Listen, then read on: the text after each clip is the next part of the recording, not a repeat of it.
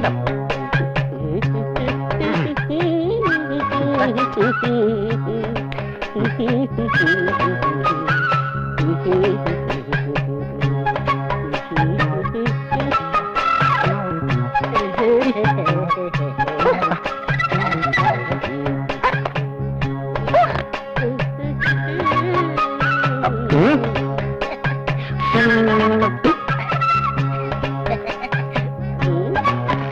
ഇതെപ്പടി இருக்கு?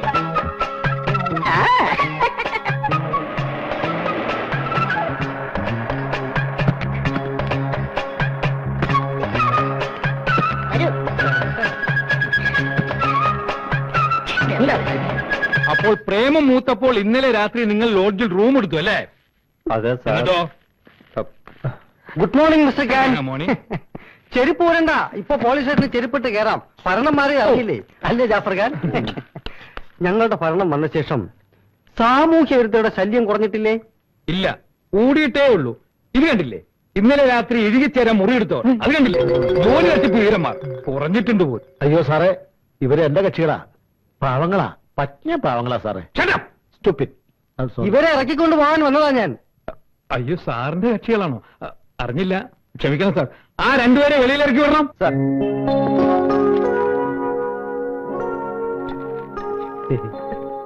ഒന്ന് വേഗം തുറക്കണം. നീ എവിടേക്കാ? നീ എവിടെ കിടന്നാ മതി.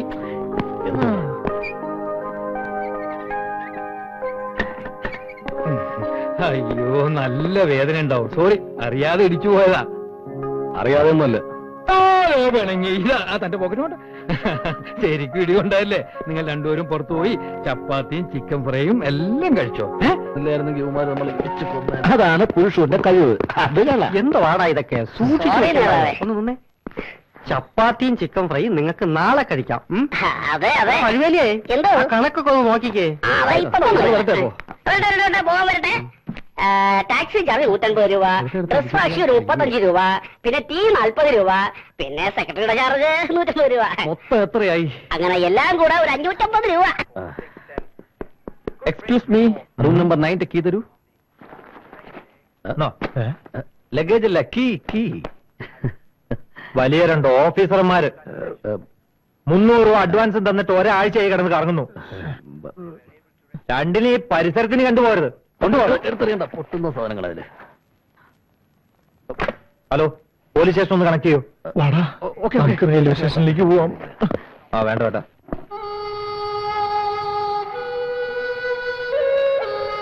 നമുക്ക് വീട്ടിലേക്ക് തിരിച്ചു പോകാം. നീ വെച്ചോ, എന്തായാലും ഞാൻ വരുന്നില്ല. പിന്നെന്ത് ചെയ്യും? അവന്മാർക്ക് കൊടുത്ത ആ 1 ലക്ഷം രൂപ എങ്ങനെയും തിരിച്ചു വാങ്ങിക്കണം. അവരെ കണ്ടുപിടിക്കുന്നവരവിടെ നിൽക്കണ്ടേ? അതിന് നിന്റെ കയ്യിൽ കാശുണ്ടോ? പിന്നെ എനിക്കിവിടെ കള്ളങ്ങോട്ടടിയില്ലേ? എന്റെ അവിടെ നിന്നാ കാശ്? നല്ല വിശപ്പുണ്ട് എനിക്ക്. ആ പറഞ്ഞ സംഭവം എനിക്കുണ്ട്. എന്തോന്നാ വിശപ്പ്? ഓ, നിനക്ക് അത് മാത്രമല്ലേ ഉള്ളൂ.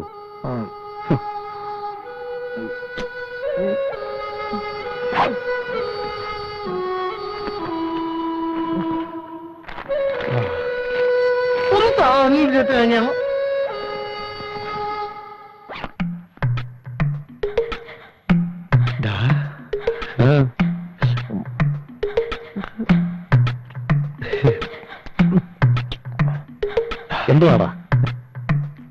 ദുഃഖഭാരം ചുമക്കുന്ന ദുശഗുണമാണു ഞാൻ. തില്ലുമേടയിലിരുന്നെന്നെ കല്ലെറിയല്ലേ എന്നെ.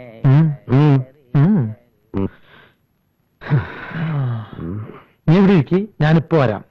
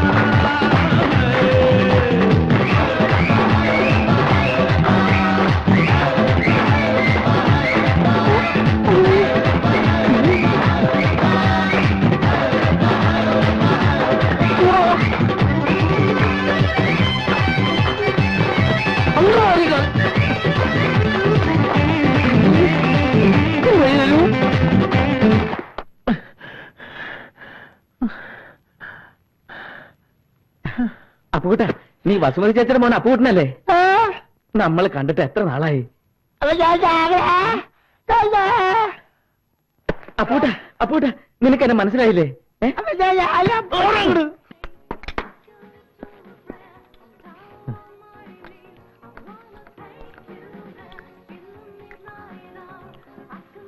നല്ല ടേസ്റ്റ്. ഇത്രയും ബെസ്റ്റ് ഫുഡ് കഴിച്ചിട്ട് കുറെ കാലമായി. ഞാനുള്ളിടത്തോളം കാലം നിന്നെ ഞാൻ ഒരിക്കലും പട്ടിണി കിട്ടില്ല. അതിനുള്ള വിദ്യക്ക് എനിക്കറിയാം.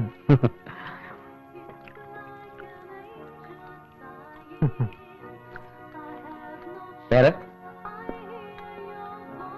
കഴിക്കേണ്ട വേണ്ട? ചപ്പാത്തി ചിക്കൻ ഫ്രൈ. Okay sir.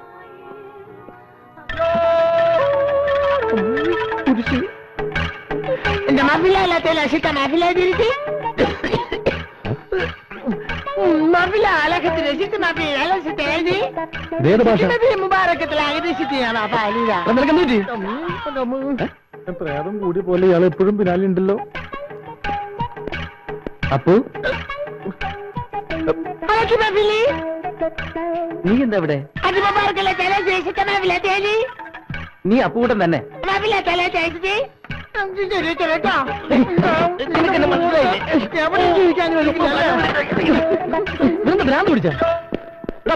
ഈ തെണ്ടി എന്നെ ബന്ധുക്കാരനെ വായു. വയറു നിറച്ച് ആഹാരം കഴിക്കാൻ അവസരം കിട്ടിയിട്ട് അതിനും വിധിയില്ലാണ്ടായി.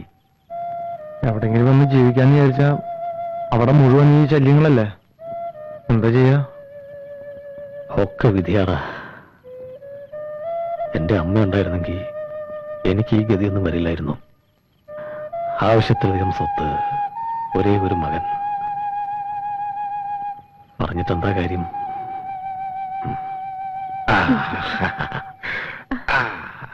അങ്ങനെ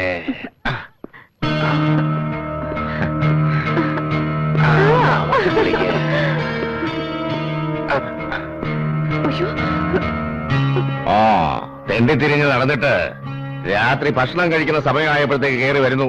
എവിടെയായിരുന്നു ഇത്ര നേരം? ഞാനെവിടെയായിരുന്നു? അച്ഛനെന്താ? അച്ഛനോട് കാണിക്കുന്ന തോന്നിയാസം കണ്ടുകൊണ്ട് ഞാനും കൂടെ ഇവിടെ നിൽക്കണോ? കാള പോലെ വളർത്തി പഠിപ്പിച്ചിട്ട് നീയല്ലേ വയസ്സുകാലത്തിന് നോക്കുന്നത്? നോക്കാനെങ്ങനെ? വീട്ടിൽ അല്പങ്ങളും സ്വയം തന്നിട്ടുണ്ട്. വെളിയിറങ്ങി നടക്കാൻ വയ്യ മനുഷ്യന്. തൊലി ഒരിക്കും. അച്ഛനോട് കാണിക്കുന്ന വൃത്തികളിലുള്ള നാട്ടിൽ പാട്ടാ. സർവീസ് ഇരിക്കുമ്പോ ചെല്ലുന്നിടത്തൊക്കെ ഉണ്ടാക്കി വെച്ചുള്ള ഓരോ ബന്ധങ്ങളുണ്ടല്ലോ. ആ കഥ കേട്ടാ എന്റെ അമ്മ മരിച്ചത്. സ്വന്തം ഇഷ്ടപ്രകാരമേ ഭാർഗവമുള്ള ജീവിച്ചിട്ടുള്ളൂ. ഇനി അങ്ങനെ തന്നെ ജീവിക്കും. എന്നെ ഉപദേശിക്കാനൊന്നും വരണ്ട. അടങ്ങി ഒതുങ്ങി ഇവിടെ കാണും കിടന്നോളാം. ഇത്രയും നാൾ അടങ്ങി ഒതുങ്ങിയാണല്ലോ കഴിഞ്ഞത്. മതി. അച്ഛൻ എന്ത് ഭാവിച്ചാ ഈ സ്ത്രീ അവിടെ നിർത്തിയിരിക്കുന്നത്? ഇപ്പൊ ഇറക്കി പറഞ്ഞവരെ. ഇത് എന്റെ വീടാ.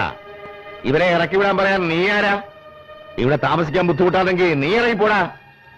1 ലക്ഷം രൂപ ഞാൻ നിനക്ക് തന്നിട്ടില്ലേ? അതുകൊണ്ട് എവിടെയെങ്കിലും പോയി ജീവിക്ക്. എനിക്കിങ്ങനെ ഒരു മോനിലെന്ന് ഞാൻ വിചാരിക്കും.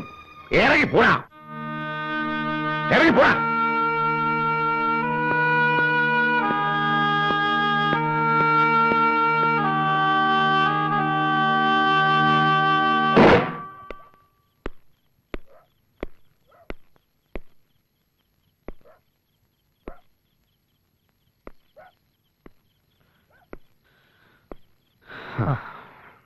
നീ എന്ത് ഈ നേരത്ത്?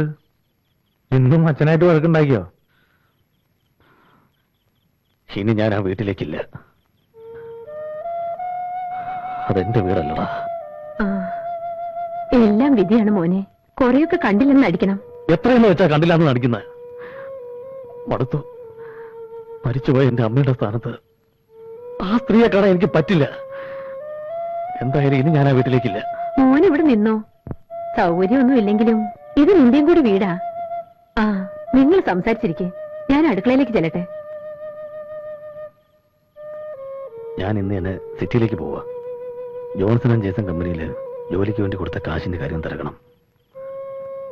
നീ വരുന്നോ? അതെന്താ നീ അങ്ങനെ പറയണത്? നമുക്ക് രണ്ടുപേർക്കും കൂടി ചെല്ലി നീ കാശ് കൊടുത്ത്. എന്തായാലും നേരം വിളിക്കട്ടെ. നാളെ ഞാനും കൂടി വരാം.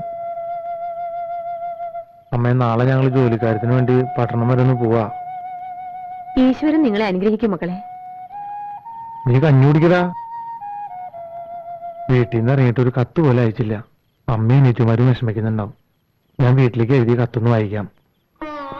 പ്രിയമുള്ള അമ്മയ്ക്കും കൊച്ചനുജത്തിമാർക്കും, എനിക്കും അനന്തനും ജോലി ഇവിടെ കിട്ടി. നല്ല ഒന്നാന്തരം ജോലിയാണ്. കമ്പനി മുതലാളി നല്ലൊരാളാണ്.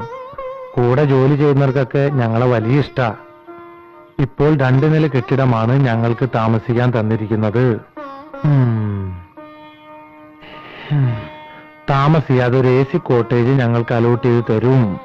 എന്തുകൊണ്ടും ഞങ്ങൾക്കിവിടെ പരമാനന്ദ സുഖം. എന്ത് പണി കാണിച്ചേ?